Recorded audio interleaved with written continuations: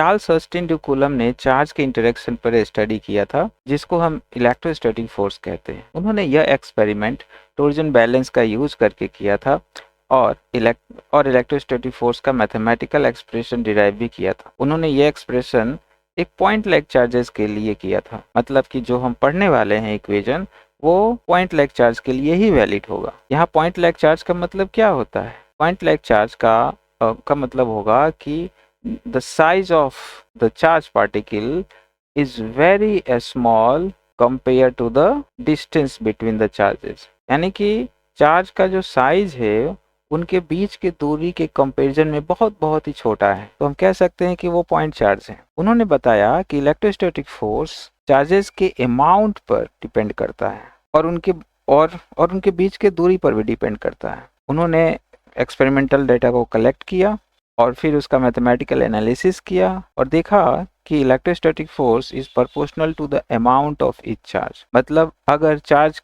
का अमाउंट बढ़ रहा है, एग्जांपल के तौर पे अगर वो पहले 1 कूलम का था और अब अगर 2 कूलम हो गया तो फोर्स की वैल्यू दोनों चार्ज के बीच में बढ़ गई। तो इससे इलेक्ट्रोस्टैटिक फोर्स चार्ज के प्रोडक्ट के प्रोपोर्शनल होता है। ओके जब दोनों चार्जों की वैल्यू को मल्टीप्लाई कर देंगे तो वो इलेक्ट्रोस्टैटिक फोर्स के प्रोपोर्शन होगा। और फिर एक्सपेरिमेंटल डेटा ने ये भी दिखाया कि force is inversely proportional to the square of the distance between the charge particles. मतलब कि फोर्स डिस्टेंस के स्क्वायर के इनवर्सली प्रोपोर्शनल होगा। तो अगर हम यहाँ पर मान लेते हैं कि हमारे पास 2 पॉइंट चार्जेस है और दोनों को r डिस्टेंस पर रखा गया है, तो हम फोर्स को कैसे लिखेंगे?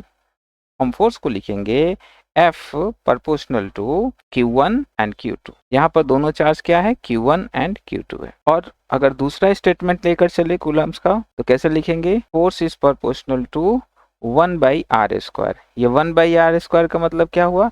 Inversely proportional to the square of the distance. तो r² स्क्वायर हो गया और 1 जो आ रहा है समथिंग जो हम डिनोमिनेटर में लिखते हैं कोई भी चीज और वो प्रोपोर्शन में होता है उसको इनवर्सली प्रोपोर्शनल कहते हैं। ठीक है, तो F प्रोपोर्शनल टू 1/r²। अब इन दोनों इक्वेशन में हमारे पास अगर हम दोनों इक्वेशन को मिला करके एक सिंगल इक्वेशन बनाएं तो जो भी राइट साइड वाला पार्ट जो है उसको हम मल्टीप्लाइड कर देंगे। तो हम कैसे लिखेंगे? F is proportional to Q1 Q2/r²। अब इस प्रोपोर्शनलिटी कांस्टेंट को हटाएंगे तो हमेशा एक कांस्टेंट टर्म आता है, कांस्टेंट क्वांटिटी हमें लिखना पड़ता है और वो कांस्टेंट क्वांटिटी k हमने लिख दिया। लेकिन k का एक वेरी स्पेशल नेम है इलेक्ट्रोस्टैटिक में, उसको कहते हैं कूलम्स कांस्टेंट। क्योंकि कूलम्स ने इसको फाइंड किया था तो कूलम्स के नाम पे ये कांस्टेंट वैल्यू का भी नाम रख दिया गया। k की वैल्यू जो होती है वो 8.99 इंटू 10⁹ न्यूटन मीटर स्क्वायर पर कूलम स्क्वायर होता है। अगर इसको अप्रॉक्सीमेट करें तो इसको लिख सकते हैं almost 9 into 10⁹ newton metre square पर coulomb square. Okay, so k को हम एक दूसरे फॉर्मेट में भी लिख सकते हैं और वो है k इज इक्वल टू 1/4πε0। यहाँ पर एप्सिलॉन नॉट जो है, ये जो साइन दिया गया है इसको एप्सिलॉन नॉट कहते हैं या एप्सिलॉन 0 भी कह सकते हैं। मोस्टली एप्सिलॉन नॉट यूज करते हैं, आप भी यही कहना। तो यहाँ एप्सिलॉन नॉट एक कांस्टेंट है, ये भी एक कांस्टेंट है। इसको इलेक्ट्रिक कांस्टेंट या परमिटिविटी इन फ्री स्पेस कहते हैं। यहाँ फ्री स्पेस का मतलब होता है वैक्यूम। तो हमारा फाइनल इक्वेशन कैसा बनेगा? रिप्लेस करें इस वाले वैल्यू के साथ तो हमारे पास इक्वेशन बन जाएगा F is equal to 1/4πε0 into Q1 Q2/r²। ये एक स्टैंडर्ड इक्वेशन है जो कि इलेक्ट्रोस्टैटिक फोर्स को डिफाइन करता है। ध्यान रहे ये पॉइंट लाइक चार्ज के लिए ही वैलिड होता है। हालांकि एक्सटेंडेड चार्ज के लिए भी हम फोर्स फाइंड करते हैं इसी फॉर्मूले को यूज करके। थोड़ा सा उसमें कैलकुलस हम ऐड करते हैं तब फाइनल फाइंड कर लेते हैं, हम उस पर डिस्कस करेंगे आगे। तो अगर हम आगे यहाँ पर देखें तो ये इलेक्ट्रोस्टैटिक फोर्स जो है, जो अभी हमने डिराइव किया फॉर्मूला, ये हमने वैक्यूम के लिए किया है। लेकिन अगर मीडियम चेंज होगा, मान लो कि कोई 2 चार्ज पार्टिकल को किसी वैक्यूम में रखा गया और उसी चार्ज पार्टिकल को किसी ऑयल में या वाटर के अंदर रखा गया, तो हमें अलग अलग फोर्स की वैल्यू मिलेगी। मतलब कि इलेक्ट्रोस्टैटिक फोर्स मीडियम पर डिपेंड करता है। मीडियम चेंज होगा तो इलेक्ट्रोस्टैटिक फोर्स की भी वैल्यू चेंज होगी। लेकिन मैक्सिमम वैल्यू जो फोर्स की आती है वो वैक्यूम में आती है। जब चार्ज पार्टिकल को वैक्यूम में रखा जाता है तभी हमें वो मैक्सिमम वैल्यू मिलती है।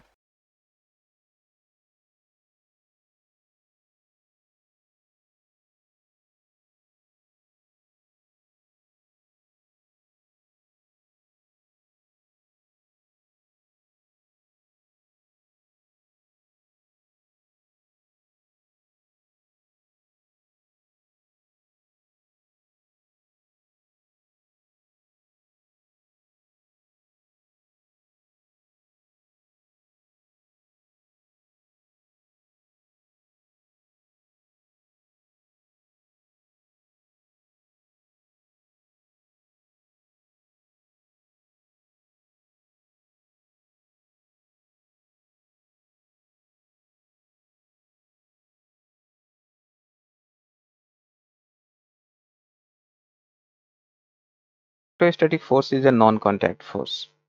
तो इलेक्ट्रोस्टैटिक फोर्स एक नॉन कॉन्टैक्ट फोर्स होता है।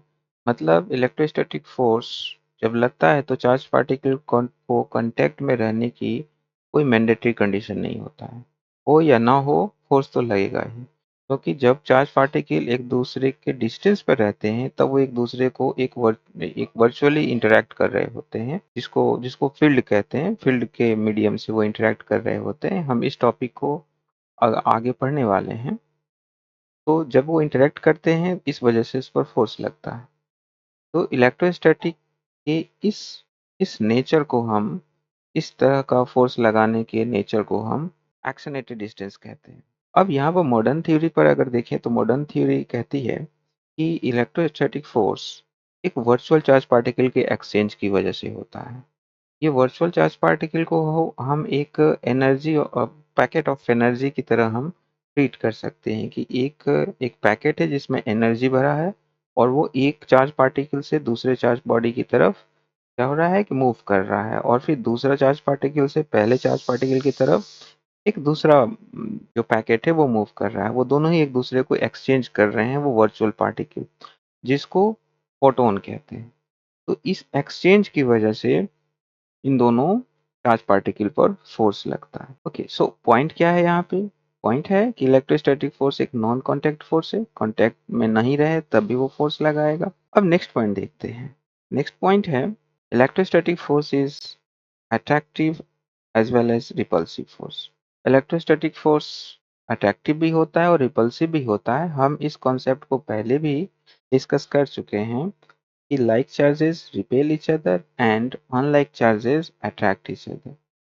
मतलब कि दोनों ही चार्ज अगर पॉजिटिव हो या नेगेटिव हो तो दोनों ही एक दूसरे से दूर जाएंगे, दूर जाने की फोर्स अप्लाई करेंगे, मतलब रिपेल करेंगे। और अगर दोनों ही चार्ज अगर ऑपोजिट साइन का हो, एक पॉजिटिव हो और एक नेगेटिव हो, तो दोनों ही अट्रैक्ट करेंगे। इसको हम कूलम्ब्स लॉ का जो मैथमेटिकल एक्सप्रेशन है उसको भी लेकर के हम इसको समझ सकते हैं कि जब दो पॉइंट चार्ज, जब हम दोनों चार्ज को मल्टीप्लाई करते हैं और वो मल्टीप्लिकेशन की वैल्यू अगर ग्रेटर देन 0 होती है तो चार्ज बॉडी रिपेल करेगा, और अगर लेस देन 0 होती है तो वो चार्ज बॉडी आपस में अट्रैक्ट करेंगे। ये ऐसे सेंस भी बनता है कि अगर दोनों ही पॉजिटिव हो, दो पॉजिटिव नंबर को मल्टीप्लाई करेंगे तो पॉजिटिव ही आएगा जो कि ग्रेटर देन 0 होगा। और अगर दो नेगेटिव नंबर को, रियल नंबर को अगर मल्टीप्लाई किया तो वो फिर पॉजिटिव वैल्यू देगा जो कि ग्रेटर देन 0 होगा। इन दोनों केस में बॉडी क्या करता है? रिपेल करता है। लेकिन अगर एक पॉजिटिव हो और एक नेगेटिव हो, इन केस में पार्टिकल क्या करेंगे? अट्रैक्ट करेंगे, और इसकी जो वैल्यू आएगी वो लेस देन 0 होगी। अब नेक्स्ट पॉइंट डिस्कस करते हैं। नेक्स्ट पॉइंट है electrostatic force is a conservative force. Electrostatic force एक कंजर्वेटिव फोर्स होता है। कंजर्वेटिव फोर्स का कॉन्सेप्ट आपने 11th ग्रेड में पढ़ा होगा। अगर नहीं पढ़ा है, इसके बारे में कोई आइडिया नहीं है, तो मैं यहाँ पर एक बेसिक अंडरस्टैंडिंग दे देता हूँ। कंजर्वेटिव फोर्स उसे कहते हैं कि जब कोई पॉइंट पार्टिकल, किसी एक फोर्स उस पॉइंट पार्टिकल पर लग रहा है और वो एक लूप में चल रहा है, तो अगर हम वर्क डन निकालें उस टोटल लूप का तो वो 0 बताता है। तो जिस फोर्स की वजह से ये होता है उसको हम कंजर्वेटिव फोर्स कहते हैं। यहाँ पर अगर हम देखें तो ये चार्ज पार्टिकल है, एक छोटा सा चार्ज पार्टिकल है और एक बड़ा सा चार्ज बॉडी है। दोनों ही एक दूसरे को इंटरेक्ट करेंगे और फोर्स लगाएंगे। तो ये छोटा वाला चार्ज पार्टिकल जो है एक लूप में चल रहा है। यहाँ लूप का मतलब होता है कि कोई पार्टिकल जहाँ से स्टार्ट किया अपना जर्नी, फिर रिटर्न बैक करके घुमा फिरा करके वो उसी पॉइंट पर आया जहाँ से वो स्टार्ट हुआ। तो ऐसे रास्ते को लूप कहेंगे। तो यहाँ पर जो चार्ज पार्टिकल है छोटा वाला, वो ए से चलना शुरू किया, बी तक पहुंचा, और बी से चलना शुरू किया, फिर ए तक पहुंचा। तो अगर हम वर्क डन फाइंड करें ए से बी तक का, डब्ल्यू ए बी, और वर्क डन अगर लिखें हम बी से ए तक का, डब्ल्यू बी ए, अगर दोनों को ऐड करें तो वो 0 हो जाता है, जो कि कंजर्वेटिव फोर्स के कंडीशन को सेटिस्फाइड करता है। इसलिए हम कह सकते हैं कि इलेक्ट्रोस्टैटिक फोर्स जो होता है वो कंजर्वेटिव फोर्स होता है। ये कंडीशन ग्रेविटेशनल फोर्स के लिए भी अप्लाई होता है। ग्रेविटेशनल फोर्स भी सेटिस्फाइड करता है इस कंडीशन को। इस वजह से ग्रेविटेशनल फोर्स को भी हम कंजर्वेटिव फोर्स कह सकते हैं। अब नेक्स्ट पॉइंट अगर देखें तो नेक्स्ट पॉइंट है कि electrostatic force is a central force. Electrostatic force एक सेंट्रल फोर्स होता है। अब सेंट्रल फोर्स का भी कंसेप्ट 11th ग्रेड का है जो कि हम ग्रेविटेशनल चैप्टर में पढ़ते हैं, लेकिन फिर भी मैं यहाँ पर एक फिर बेसिक कंसेप्ट यहाँ पे आपको समझाऊंगा। तो सेंट्रल फोर्स क्या होता है कि सेंट्रल फोर्स किसी भी एक फिक्स्ड पॉइंट की अवे या टुवर्ड्स लगता है। यानी कोई एक बॉडी है, कोई एक फिक्स्ड पॉइंट है, तो उस बॉडी पर जो फोर्स लग रहा है अगर उस फिक्स्ड पॉइंट की तरफ उसका फोर्स पॉइंटिंग किया हुआ है, डायरेक्शन शो किया हुआ है, तब वो सेंट्रल फोर्स कहा जाएगा। या वो उस फिक्स्ड पॉइंट के अवे, ठीक अवे मतलब अवे का मतलब ठीक उसके opposite sense direction of force अगर बता रहा है तो उसको भी उस सिचुएशन को भी हम सेंट्रल फोर्स कहेंगे। और ये दोनों कंडीशन इलेक्ट्रोस्टैटिक फोर्स में वैलिड होता है। अगर हम फॉर एग्जांपल पर एक समझें तो हम देखेंगे कि ये अर्थ है और अर्थ रोटेट कर रहा है और साथ ही साथ अर्थ के साथ जो मून है, मून ग्रेविटेशनल फोर्स की वजह से उसके चारों तरफ रिवॉल्व कर रहा है।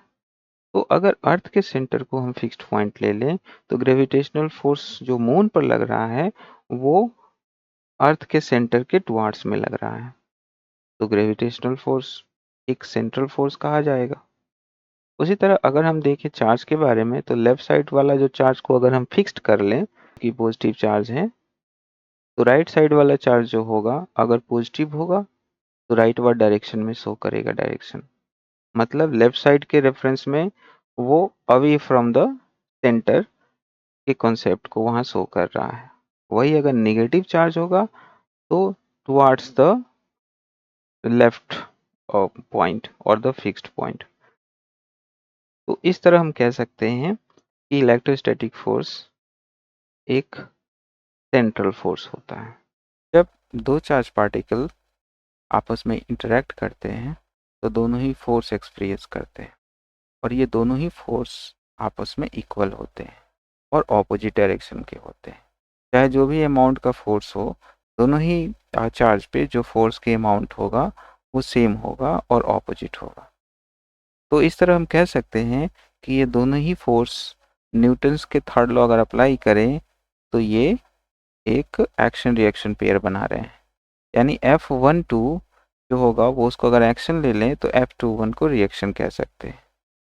तो हम इसे ऐसे लिख सकते हैं कि F12 is equal to minus जो कि ऑपोजिशन को बता रहा है, ऑपोजिट डायरेक्शन को बता रहा है विद रिस्पेक्ट टू F12, तो लिख सकते हैं F12 is equal to minus F21।